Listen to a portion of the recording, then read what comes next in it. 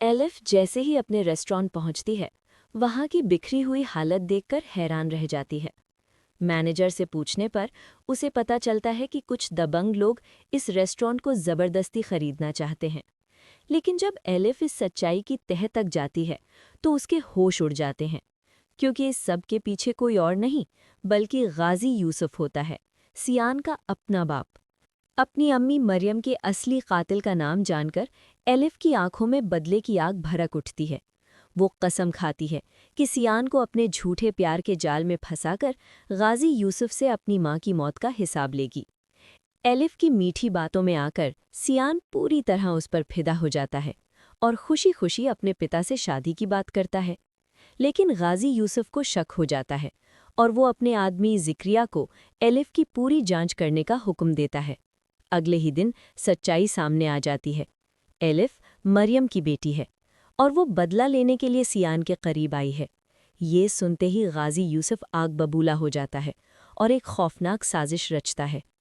एक दिन जब सियान और एलिफ साथ जा रहे होते हैं, तभी पीछे से एक तेज रफ्तार ट्रक उनकी गाड़ी को जोरदार टक्कर मार देता है। हादसा इतना भयानक होता है कि एलिफ वहीं तड़प तड़प कर दम तोड़ देती है, जबकि सियान बुरी तरह जख्मी हो जाता है।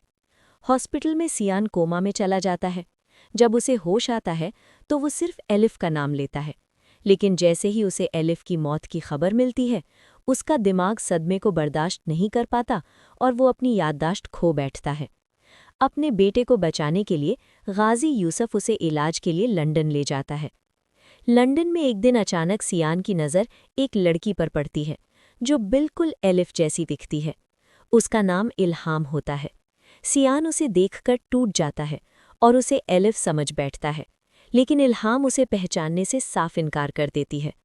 इस सदमे से सियान की हालत फिर बिगड़ जाती है।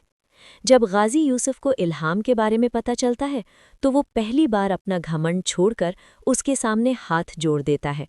वो उससे गुजारिश करता है कि वो कुछ दिनों के लिए एलिफ बनकर सियान की जान बचा ले।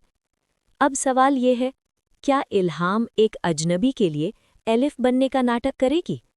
और अगर सियान की याददाश्त वापस आ गई, तो क्या उसे इस खौफनाक सच्चाई का पता चलेगा?